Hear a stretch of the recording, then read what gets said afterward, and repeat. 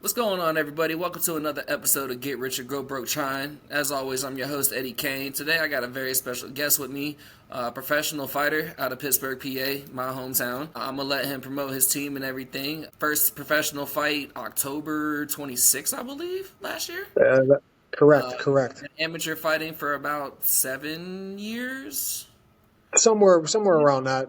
But more importantly, has been my brother for 32 years. That's right. Same sperm donor, 30 days apart. Can't make it up. But without further ado, man, it's my brother Josh Visokey. How you doing, man? What's up, man? You can definitely tell we're half brothers because you can't say my last name, right? Never could. It's all good. Thank you for having me on, brother. I appreciate it, man. Why don't you tell everybody how to pronounce your name and where you and your All team and all that? right. So my name is Joshua Visokey. I'm a professional mixed martial artist. I fight out of Pittsburgh, Pennsylvania, and I represent the gym Penzo Gracie Stout, King of the North. King of the North, brother. And the reason I have him on today is we have a very, very strong UFC card this weekend. Actually, want to see what number it is. UFC 316. 316. Okay, yeah, 317 is the July one. That's right. And I figure what better way to do a preview for the fight than to actually have somebody who does this for a living. I watch it. Not gonna say I'm a fan. I do enjoy watching the sport, but I can't really tell you anybody outside of the top tier players and the fucking scrubs. So I wanted to bring somebody on who has a more expert perspective and opinion on the matter. So without further ado, we're going to jump right in. We're going to handle we're going to take care of all 5 cards, all 5 fights on the main card. We're going to start with the first fight and we'll work our way to the main card, which is Sean O'Malley versus Merab. I don't even know how to say this motherfucker's last name. Davalishi. All I know is he wore O'Malley down in the last fight on the way to retaining the title, and he's looked really sharp ever since he took the title from O'Malley. He beat, what was it, Khabib's little brother? He beat was Umar. it 3 or 4 months ago? And that was Khabib. Something like that. Nurmagomedov's first loss in his career. I lost money on that fight. So yeah, we're gonna get started right into it. First match is Kevin Holland versus Vicente Luque. That is correct. I got it right. We're already on a good start. Kevin Holland is the favorite at minus 280. He is 27-13, fighting out of the United States of America. Luque is the underdog at plus 230, with a record of 23-10-1. What is the biggest thing you think that can be the deciding factor for this fight? I think the biggest deciding factor is, can Vincent Luque find his range and land shots on Kevin Holland, which I don't think is going to happen. Holland's very good at controlling his distance, and he has a frustrating style for a lot of people, as in where you look at a lot of other sports there, if I drop a fly ball or I miss a wide open shot, I get a chance to maybe do it again on the next possession. But when we're talking about combat sports, it can be over in a blink of an eye. And Kevin Holland's the kind of guy who can stop the fight at any time. He has great grappling. He has very good striking, very unorthodox striking. And I don't see Vincent Luque being able to find that distance and doing anything that can frustrate Kevin Holland. I think Kevin Holland would be his biggest obstacle in the fight. That's why I have him winning a unanimous decision, honestly. So you think it goes you do think it goes 3 rounds though? I think that goes 3 rounds. I mean, Luque is as tough as they come. Very, very good. Great grappler. Heavy hands. I just don't think he's going to be able to find that big home run shot, and I don't see him being able to submit Kevin Holland. Especially with the reach disparity. Oh, yeah. Holland has almost a 7-inch reach on it. I'm trying to pull up the odds for the distance because I want to give it to people while we talk about it. I'm supposed to be more prepared for this. My bad, y'all. I haven't done this in 2 weeks. So I'm trying to get back into You're good, it. bro. You're good. I got home from training, man. I was like, let me jump on my notes. And I knocked out my notes real quick. You're more than welcome to read off your notes while I look it up, man, for the fight. Listen, my notes are not as intricate. They're not as intricate as you probably think. I mean, in fairness, the sport in itself is not very intricate. No disrespect, like it's not barbaric. It's not as barbaric as people think. But in a lot of sports, especially like sports like baseball, it's very numbers heavy and section, very heavy statistical. I don't really see. Once again, I'm not the biggest UFC, person. Okay, so for the fight to go to distance is plus 162. So that's great value if you think it's gonna go all 3 rounds. I think that goes all 3 rounds because Kevin Holland has it. Like I can see the potential for him getting a stoppage TKO, but your Which heart would always also tells be you plus one thing. 160. Yeah, your heart always says one thing, man. But you know what? A lot of people go with their heart when they really should go with their brain, and that's why their pockets are hurting. Yeah, I'm not gonna lie on that one. All right, so rolling on to fight number 2, we have Patchy Mix versus Mario Bautista. Patchy Yeah, Mix is 20-1. He is the favorite at minus 180. Mario Bautista is the underdog at plus 150 with a record of 15-2. So the record is pretty much fairly even. Both are 31. Height difference is about the same. Reach is pretty much the same at 69 and 71.5. Both are switch stance fighters. So on paper, this looks to be a very evenly matchup. Do you agree with that? on paper it looks good, but on paper always doesn't translate very well to the cage. Like you said, both of them look pretty even. Mario Batista's coming off a 7-fight win streak, as to where Patchy Mix is coming off a 8-fight win streak. So I expect it to be competitive at least for a little bit. However, I've heard about Patchy Mix, but I didn't do too much research on him lately, but as the more I dive into him, the more I start to realize, like, I think he might be the best 135er on the planet that people just don't know about because he's not in the UFC. Honestly, man, it was kind of hard for me to kind of pick, but I could see Patchy Mix either finishing him quick in the first round or beating him up for 3 rounds. I mean, because I talk to a lot of guys, I train with a lot of smaller guys, and they're huge Patchy Mix fans, and that just he seems to be the real deal. I'm not taking anything away from Batista. He's been in the UFC. I know he's fought Jose Aldo, who's one of the greatest of all time. Just No hung it up too, I slouch. believe. What's that? I said he just hung it up too, I believe, That's like correct. like Correct. 2 or 3 weeks ago. Yeah. Now, Patchy Mix has never been in the UFC. Now, granted, he's won world tournaments for the PFL, multiple-time world champion. But they say it's always different once you're there, once you're at the pinnacle of the sport, and that's what the UFC is. My official prediction for that is I got Patchy Mix with the unanimous decision. I think he's going to sweep him across the board. All right, so Patchy with unanimous decision. God damn it, I know I'm not in a fucking location where it's legal to bet. So that would be by points, right? Correct. Correct. Okay, that is at plus 195. So it's really good value. Really, all the decision method of victories are plus money for this match. I just seen something I liked and now I can't find it. Oh, you had said something about being low. It's about fighting smaller guys and stuff. And one thing that is that's prevalent no matter what sport you play, from a kid on, coaches always tell you lowest man wins. Right. Whoever has the lower center of gravity usually has the upper hand. So when you got two shorter guys in a match like that, a lot of times it really goes to who can control the tempo of the fight, who can, control the pace of the fight. Like you said, this is Patchy's first time in the UFC. I haven't seen him, but according to his record, a lot of people have seen him do it in other, I don't want to say leagues, but yeah, other leagues. Leagues, But organizations, same thing. organizations, yeah. But like you said, even going from Bellator to UFC, like that's a massive jump. This is the cream of the crop. Like this is what people get up at 3 o'clock in the morning and go work out for every day. This is what people, sleep in fucking cars for 6 months, just to get their one shot. A lot of people who follow the sport know the story of Conor McGregor sleeping in his car, going check to check just to get a chance before, going big.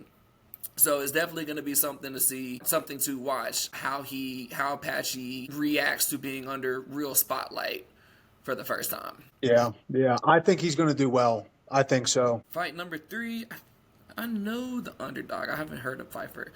We got Joe Pfeiffer as the favorite at minus 380 with a 13-3 record, going against Kelvin Gastelum, 20-9. He's at plus 290. Tail of the tape, Gastelum is 5'9", Pfeiffer 6'2". Both weigh about 185. Gastelum looks way bigger than 185 in the picture, but okay. He's a big boy. He's a big boy. Pfeiffer has the reach advantage at 75 inches to 71. Pfeiffer's an ortho stance fighter, whereas Gastelum's a southpaw, so you're gonna have different style there. Fight odds Piper's minus 380. Gastelum's plus 290. Piper to win by knockout, technical knockout or disqualification is plus 250. Gastelum is plus 700. What's the biggest thing for you in this fight? Now, see, I'm torn. I'm torn with this fight because I've actually trained with Calvin Gastelum. Very good, world class. He's an OG in this. He's He's an an OG OG in of the the fight. UFC. He's a dog, man. He's been in those wars. He has that one-touch knockout power. However, he's been around for a while. There's a lot of film on him, so there's a lot for people to study, right? Yeah, As in the where Joe, yeah, Joe Pfeiffer, Pennsylvania boy, fighting out of Philly. He's part of a Henzo team, so I kind of want to go with my guy. He's a dog. Like he's a dog. This is a legitimate fight. I actually have this as my fight of the night. My heart and my brain are telling me I have Joe Pfeiffer by third round knockout. I can see both of them kind of being a little tentative, kind of feeling it out. Second round action picks up. I can see Gastelum starting to wear in the third round and Joe putting him away. I'll say Joe Pfeiffer by knockout would be plus 280. So for every $100 you put on it, you're getting back 280 plus your 100 back. I will say this is one of my favorite things about betting is UFC and tennis. And I've seen Dana White talk about it a lot, like especially with sports betting, like sports books. A lot of them don't know what they're talking about when it comes to the odd making. They don't know shit. Fourth match, where we at? Sorry, I'm trying to switch between apps. We have our only women's fight of the main card, which kind of surprised me, but looking at the rest of the schedule, I kind of see why. You got the champion of the women's bantam division, Julia Pena, 13-5. She's the champion, but she's plus 500. Surprisingly, versus Kayla Harrison, 18-1, minus 800. Why do you think Pena as the champion is such a massive underdog in this fight? Well, because Kayla Harrison, once again, dude, she basically ran through everyone outside of the UFC. She's had a short UFC career. She's an Olympic champion. One of the most highly touted women fighters and prospects there is. She was kind of like Cyborg when Cyborg first came out. Yeah, I mean, I like her. Like, here's my thing: is I don't like either of them. I want to like Kayla Harrison, but I mean, the bitch is like Brock Lesnar with a fucking wig. She's clearly on gear. I don't care what anyone says. You could sit here and go, genetics this, genetics that. Dude, she has a Brock Lesnar face. She's on some type of gear. And you know what? For me personally, as someone who steps in the cages and competes, like if you do steroids, you're basically admitting that you don't have enough within you. You don't believe in yourself enough, and you feel that you need to go outside of the rules to get an extra edge. Now they say cheating is trying, but you know what? When you can go in there and not come out and never come out the same, I think it's a little different. But there's something that a lot of people don't talk about this, and this has honestly factored my whole decision. Juliana Pena went out there and took out Amanda Nunes. When Amanda Nunes was at her peak, she was the champion. She's the greatest woman fighter of all time. She went out there when no one believed that she could win. She walked into that octagon. She whooped her ass. She choked her out, and she got the belt. A lot of people were only woman to beat Rousey and Cyborg. Yeah. Oh yeah. I mean, a lot of people don't want to acknowledge that, but I think that plays a huge factor into it. This is Kayla Harrison, like I said, gold medal Olympic athlete, one like the best possible athlete somebody could be. However, experience changes the game. I have Pena about winning by split decision. I'm going against the odds. Yeah, that was out of everything on the card, that was the biggest thing that caught my eye was that, okay, so on FanDuel, she's plus 460. ESPN was saying plus 500, but it might not be live. You said you got her winning by... I have Pena winning by split decision, man. And I'm not a Juliana Pena. Yeah, I'm not a Pena fan. Like, anytime she talks, I want to dunk my head in wet concrete and let it dry. But you know what? I will give respect where respect's due. I think that lady's the champion, and I think she's going to retain her title. And I think one thing that, helps her out, and I always felt this way, but the one time the UFC really showed me that they're about it was when Dominique Reyes fought John Jones. And remember, Reyes kind of dominated the first couple rounds of the fight, but he never put Jones down. And one thing that is always talked about in the fight game, to be the champ, you got to beat the champ.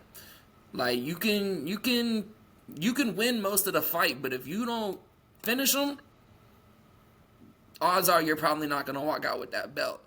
And like Yeah, you I said, can see that. with the resume that Pena has, the experience, like I was really surprised that she's this massive of an underdog. But like I said, I never even heard of Kayla Harrison before today. So you telling me that like Brock Lesnar with a wig, that kind of scares me. Yeah, bro, listen, dude. Look, dude. I would fight her like a man. If she tried like making a pass at me, I'd have to starch her, dog. Man, like quick left. But yeah, I don't like her because she's clearly on sauce, man. And I don't. That's not my game. I think anyone who uses steroids is a pussy, and I'll die on that hill.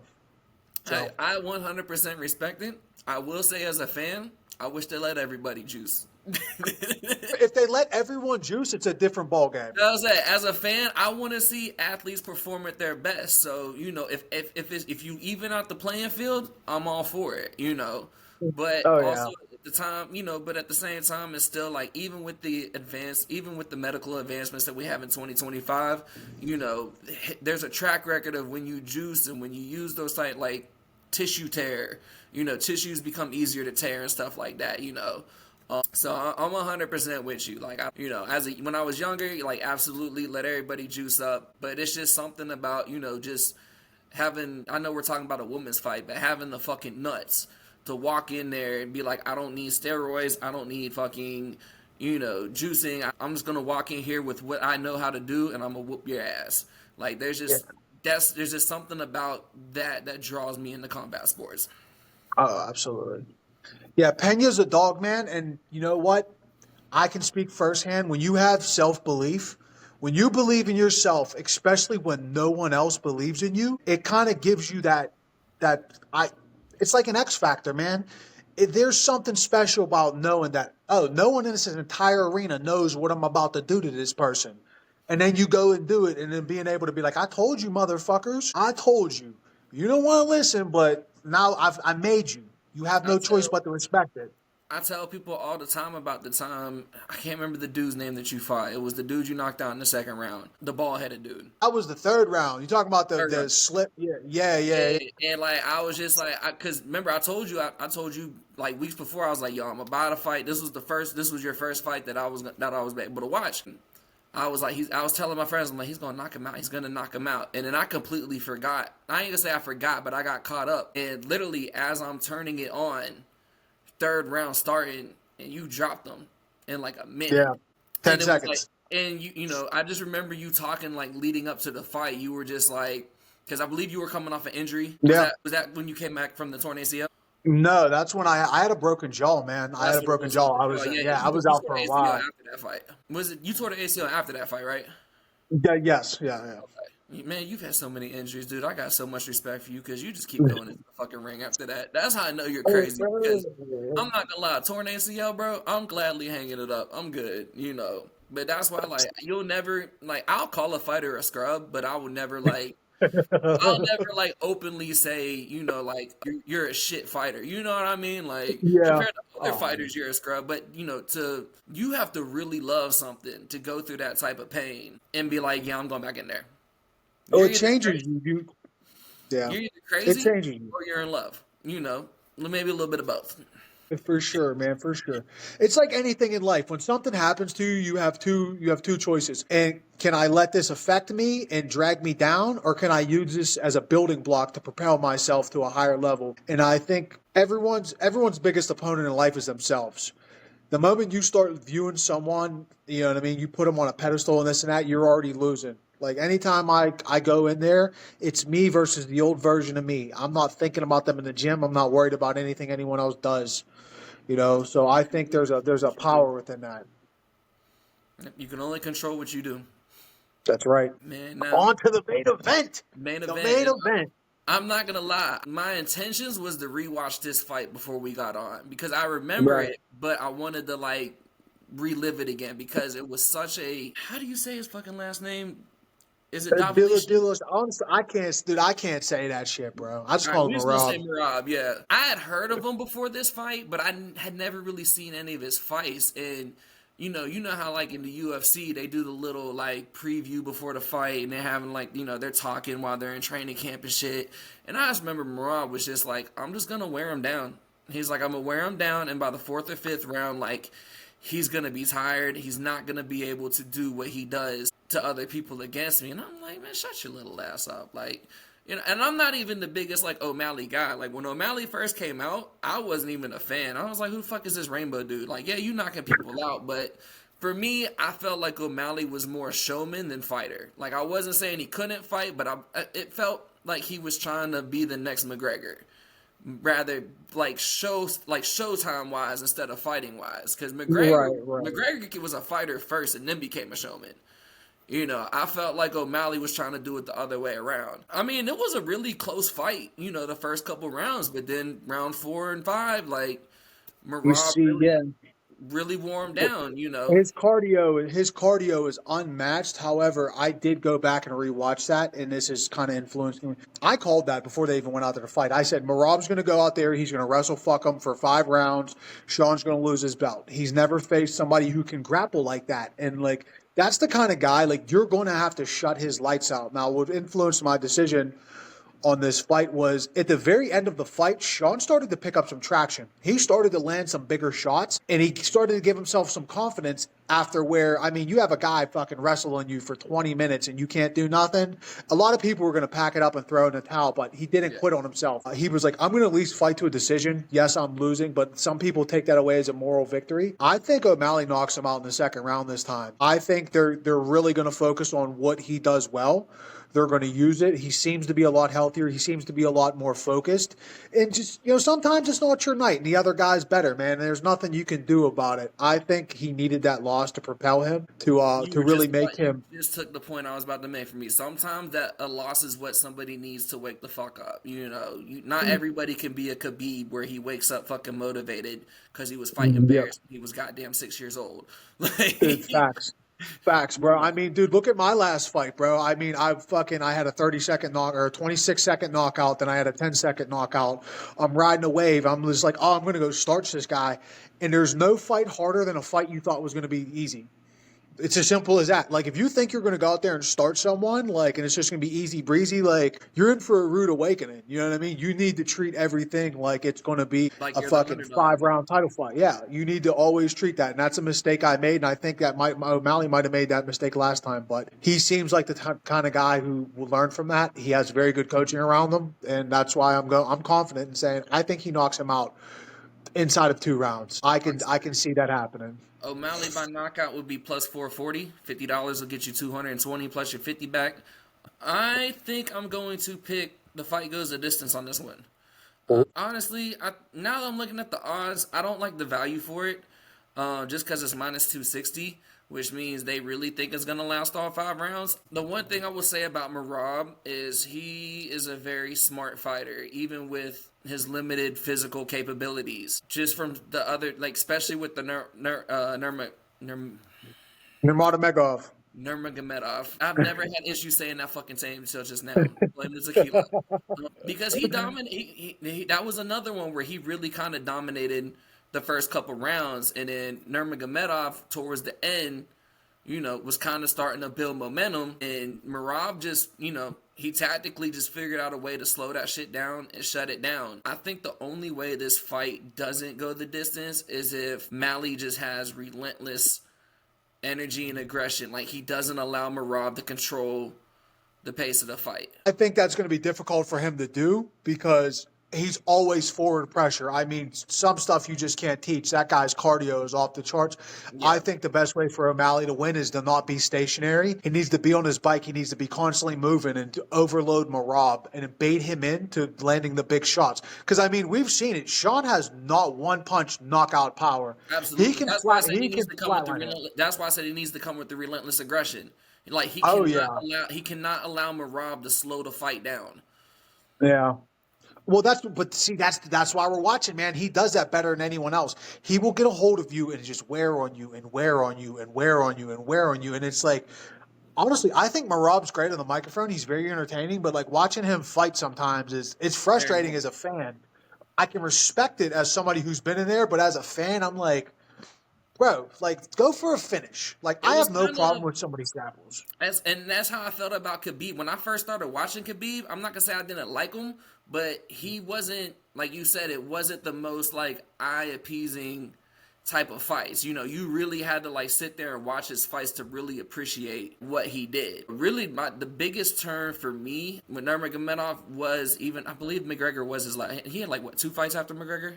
He fought McGregor, then I believe he fought Dustin Poirier, and I was he gonna say fought I think it was Justin Gaethje. Poirier, because that one was at like 2 o'clock in the afternoon. Because I think that was Yeah, that was Abu Dhabi like, card. yep.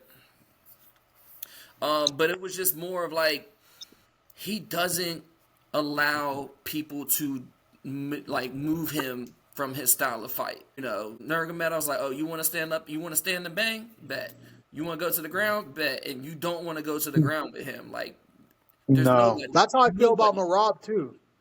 I think honestly, I seen something. Now you can't put too much leeway in anything someone says because you could be trying to bait them. I've told opponents, "Oh, I'm going to wrestle, fuck you, this and that," knowing damn well I'm going out there to throw some hands. He was talking about he's going to box with O'Malley and this and that. And I was like, he doesn't seem like the smartest guy to me, man. So if he really thinks that, then I think he's going to get knocked the Yeah, fuck if out. that's the approach that he's going with, like, you might as well just hand the belt over, bro. Pretty much, pretty much. I'm excited either way, man. I'm excited. This is a fucking great card. Yeah, I'm I'm pumped not for it, missing dude. I this one. can't wait. I'm not missing this one. Have you looked at the undercard yet? I haven't, dude. Honestly, bro, I've been so focused on my fight coming up, you know what I mean, that I honestly forgot that this was this week till you hit me up and was like, yo, let's get together, let's talk about the card. I was like, wait, who's fighting this week? And then I was like, shit, let's go. Let's go. Yeah, man. I just been kind of dialed in, dude. That's all. Oh, plug your gym in, plug your team in, plug your fight in. Come on. Oh, You know so you're gonna I be am sending making. this to your people anyway, so So I will be making my second walk as a professional August 2nd up in Erie, Pennsylvania. Tickets on sale now. I will have links in my bio. They're all over social media. Let's see, man. There's really not too much to say. I'm not a big shit talker. I don't deal in no, trash I talk. I said deal plug in your gym, bro. Like, promote your oh my team. gym. Oh, my team, dude. I am the team, dude. I am the team, bro. What's your gym's name, bro? Stout PGH. You're out here fucking sounding like Masvidal. I am the team. I am the team, brother. I am the team, dude. Nah, I'm y'all gonna take. like, y'all really had some nice. When I came up there to see you, man, y'all really had some nice fighters. You know that Yeah, night. we have two fighters competing at the end of this month. We have Lucas Siebert, who's an undefeated professional, five and fighting for LFA, along with another gentleman. He's one of my main training partners. Dude's a fucking monster. His name is Farah.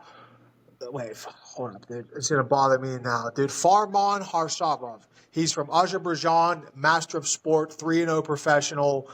Easily the best person I've ever trained with. He's definitely helped me improve my game. So they're gonna do very good things. I expect big things from them. Like I said, the LFA is a feeder organization to the UFC now. Hopefully both of them go out there and fight to their highest ability and they get some guys on them.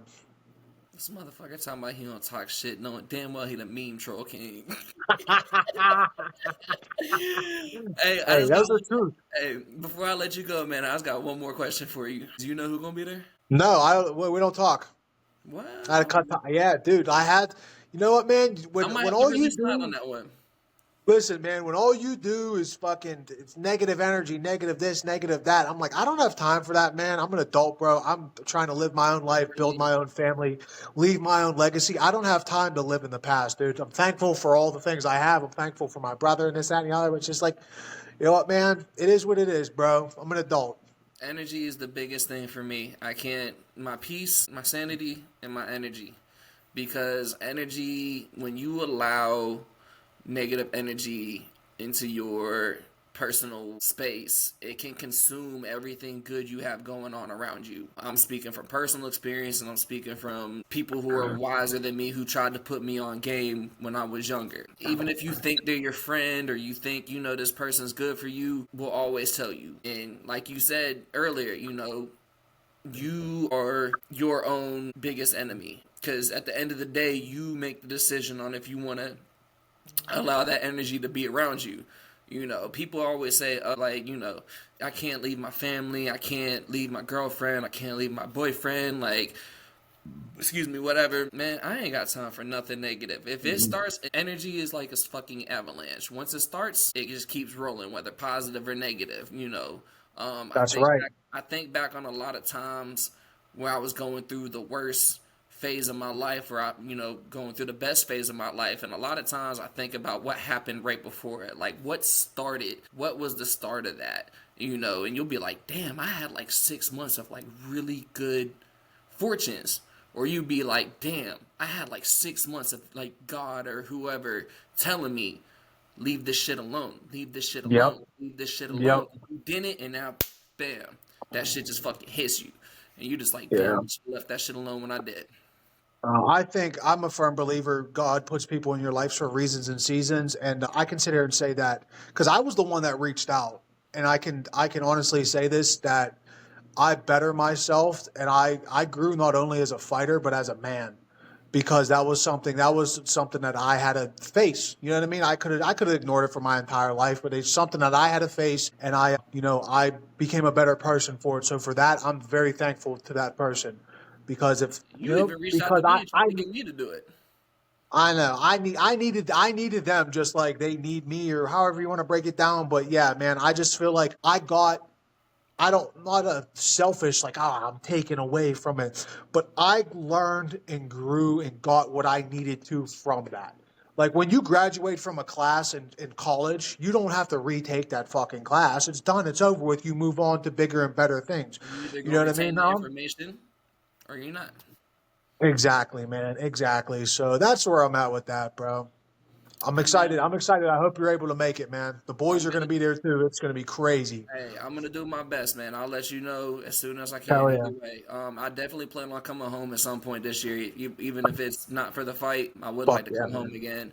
I know I tell you this every time I talk to you, man. I'm proud of you. I love you. You know I always wish nothing but the best for you, and I really appreciate you taking the time to come on here tonight. Hey, no problem, brother, man. I'm glad. I'm honestly, dude, I'm glad you're in my life. It took us 26 years to link up, but we got that shit done. Nah, it wasn't even 26, was it? It was 25 Bro, because it I was was I, 2017. I was 20 the first time we met, dude. Because this is before I even started fighting. It was 2017 because I had just moved to Florida and Irma had hit. I was, It was September of 2017, I maybe don't know, August. man. It was Listen, right dude. before Anyway, it was return 25. yeah, something like that. Because it was before I started training too, which was wild. You want to tell them what happened the first time we met?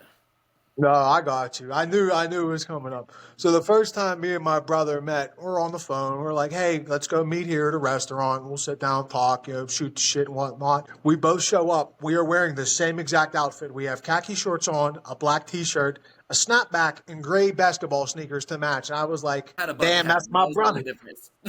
Oh yeah, The only did difference you? was I had a bucket hat on. You had the snapback. I had the bucket hat. Oh, that's right. That's right. I got that picture somewhere, man, dude. Because I that's still got it. great. I was like, that is my brother for sure. I just showed somebody the picture last night. She was like, "Damn, that is a spitting fucking image of you." I was like, Hell "Only yeah, difference is man. the color of the beard and the hair." That's right. I said he got the Italian side. I got the Irish side. Motto. All right, man. Hey, well, I really appreciate it. Anytime you want to, preview a UFC fight, you're more than welcome to come on here. Next time you come on, my co-host may even be back on. I know he's taking a little mental break leave right now. Nothing wrong with that. Nope. So I'm just, I'm trying to, fill the void by bringing other people in, helping out and shit. But as always, man, like I said, proud of you. I love you.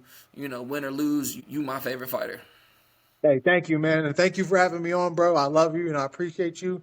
I'm going to go take my ass to bed because I got wrestling practice in the morning. All right, sounds good. Coming up next, I'm gonna give y'all my picks for the rest of the episode, and I'm gonna talk about my sorry ass football team signing Aaron Rodgers today.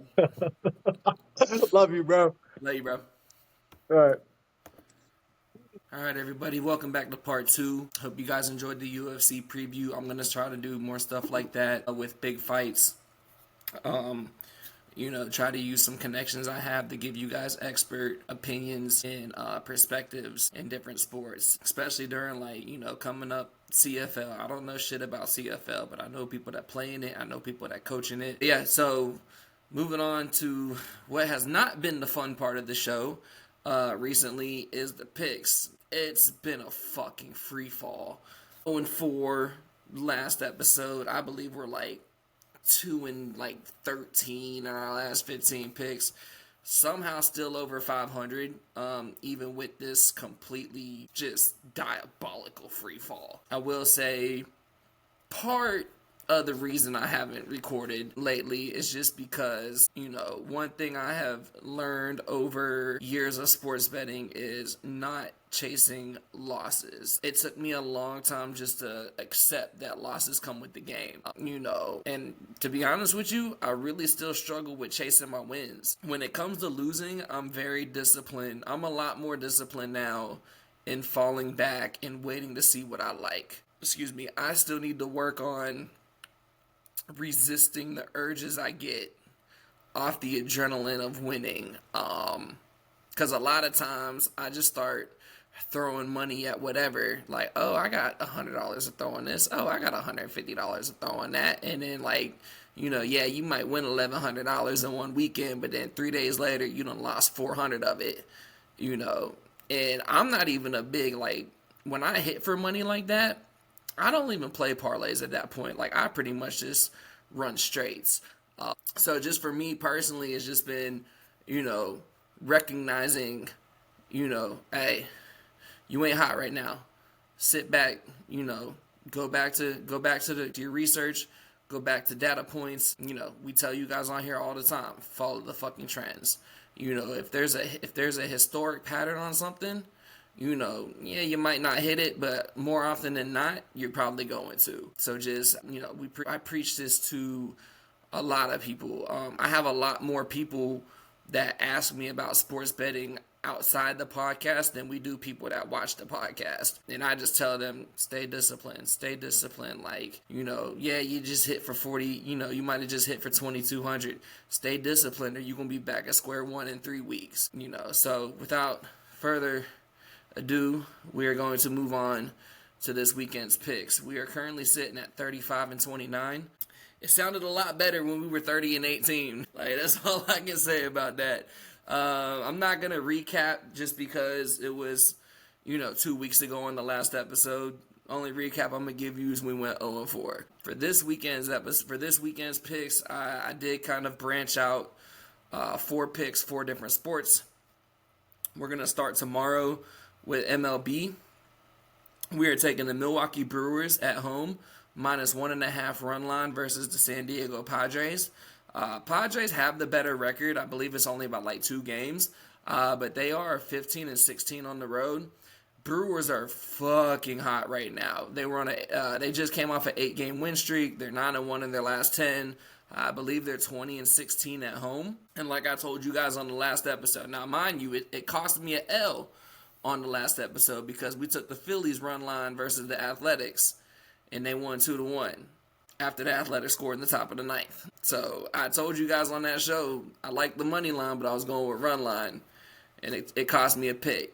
I'll live with that because at the end of the day, especially when it comes to baseball, I'm all about value. So we're rolling with the Brewers -1.5 +136. That is tomorrow, Friday at 8:11 p.m. Eastern time. Moving over to hockey, I believe we are about to experience one of the most epic Stanley Cup finals ever. These are 2 very evenly matched teams.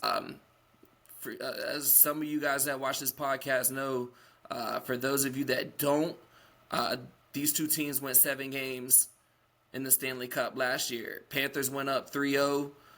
Edmonton won the next 3. And then Panthers won, I believe, late in the 3rd period of Game 7. Game 1 of this series was no exception. Panthers jumped out, scored first. Edmonton scored first. Panthers scored back-to-back to make it 2-1. Ended up going to overtime at 3-3. And Edmonton ended up sneaking out. I ain't going to say sneaking out. They were at home. Edmonton ended up squeaking out the Game 1 win. With that being said, we're taking the Panthers +104. This Panthers team is probably one of the best hockey teams I've seen maybe in the last 10, 15 years. They are very aggressive. They are very high-flying, offense and defense. Matthew Tkachuk, Mr. America, he's the captain of Team USA. Everything you think about when it comes to a successful hockey team, this team not only symbolizes it, but epitomizes it. Y'all, those of y'all in my group chat, in the group chat I'm in, y'all know I've been fucking hanging the Panthers flag for the last 3 years. I really feel like this should be their three-peat. They should be on a quest for a three-peat right now. Sorry, PK. I know your boys beat them the first year, but Florida should have won it that year. So we're gonna roll with Panthers plus 104 money line tomorrow night, 8 p.m. Saturday, we're going to Paris. Women's French Open final. Sabalenka versus Goff. Everything in my body screams to take Sabalenka. I believe right now she is by far the best player in the world. I believe the gap between her and Coco Gauff at number 2 is wider than the gap between Goff and whoever the fuck, then Pegula at number 6. Coco Gauff is extremely good on clay court. So I'm not picking a winner on this one. I'm taking the over 2.5 sets at plus 122. If you want to pick a money line, Coco Gauff is plus 160. That is great value if you think Coco's going to win. But just, I'm not going to lie. Everything in me is telling me that Sabalenka is going to blow this open at 2-0. But she had a chance to do that this morning. She was up 4-0 on Iga. Not only was she up 4-love on Iga in the first set this morning, she was up 30 love in the 5th game. She could have went up 5-love. Ended up giving up the break. Allowed Iga to get back into the set. By the time I came back from break, within like the next 15 minutes, it was tied up 4-4. She ended up winning the first set tiebreaker. I can't remember the score for it. And then Eagle won the second set 6-4. The energy that she spent trying to get back into the match, I believe cost her because she just got railroaded. She just got railed in the third set. She got blanked 6-0 in the third set. Sabalenka's a fucking animal. There's just no other way to put it. But I do believe with the clay court, Goff's rolling right now too. You know, as you guys know, I've said it on this podcast before. I'm not the biggest Goff fan. That's not to say I don't think she's a good player. For me personally, I feel like she chokes in moments that she's not supposed to. I don't think this is a situation where she's going to choke. When you're the number 2 player in the world playing the number 1 player in the world, I don't really consider that a choke. You're playing somebody that is your equal. This is the first time since 2018 that we've seen a number 1 versus number 2 in a Grand Slam final. I believe this is the first time since like the 1980s that we've seen 1 versus 2 at the French Open. So I'm just going to go ahead and take the plus 122 over 2.5 sets. I think this is either going to be Sabalenka is just going to steamroller, or this is going to be a fucking battle of the ages between these two. And to be honest, it might be a fucking preview of what's to come at Wimbledon next month. I really don't see anybody slowing Sabalenka down right now. And, you know, I'm a Paolini girl. That's my favorite player on tour right now. Sabalenka's a fucking animal. Last but not least, we're going to go over to the UEFA Nations League. Soccer, Sunday, 2:45 p.m. I'm taking Spain minus 1.5 spread versus Portugal. That is at plus 240. Now, if you don't want to take the spread and you want to play money line, Spain is minus 105. Portugal gets a bad rep because, I'm not going to say Ronaldo's the reason they get a bad rep, but, you know, Ronaldo's old. I believe he's 39 years old. Might be 38. Either way, he's up there. A lot of people only connotate Portugal with Ronaldo, which is not the case at all. Portugal has a roster. Spain is just on another fucking level. They beat France today 5-4, scored 2 goals. Wouldn't be surprised if he drops another two goals. The kid's 18. He was out there scoring goals in the Euros last year. 17 years old, dropping 2 goals. I believe he scored a goal in the gold medal game, or the championship game. I just don't think there's a team on the planet that can beat Spain when Spain's on point. Just the style that they play, the aggression that they play with, the discipline that they play with. They're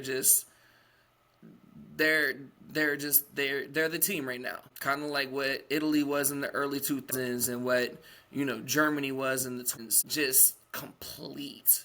Just talent all across they ran through everybody in the Euros last year. Like, it wasn't even funny. I watched the first game of the Euros, and I told my boss at the time, with the company I worked for, diehard Germany fan. His wife's German. When he was in the military, he did time out in Germany. And I told him after the first match, I said, bro, ain't nobody beating Spain. Like, nobody. And it's not going to be close. And sure enough, wasn't even close. So like I said, I ain't going to say if you're scared. If you do not want to take the spread at -1.5, you can take the money line at -105. But I'm fully buying the -1.5. So those are my picks. I'm going to go over them again real quick. Brewers -1.5 at +136 tomorrow, Friday at 8:11 p.m. Panthers money line +104 Friday 8 p.m. versus the Edmonton Oilers. Saturday 4 a.m. So you're gonna have to get this in tomorrow if you're not an early bird. Sabalenka and Goff in the Women's French Open final +122 for over 2.5 sets. And then finally we're gonna take Spain -1.5 over Portugal at +240. I'm about to start dropping episodes again, crazy. I've been doing the podcast. DC will be coming back soon. If you're watching this, brother, love you. Take all the time you need. Until then, I'm going to hold it down until he gets back. I'm going to continue working on having guests coming in and out. But yeah, we're going to start winning y'all money again. I don't know what it is, if with DC being gone or what, but I don't like this losing shit. And I don't want y'all to lose shit. You know, I want you guys to be able to come to this page and trust that when you watch this shit, you're going to make some money. So we're going to get back to that. Hope you guys have a great weekend. I'm going to see you guys either Sunday night or Monday night. We're going to drop some more heat, you know. Enjoy your weekend, as always. Get rich or go broke trying, baby.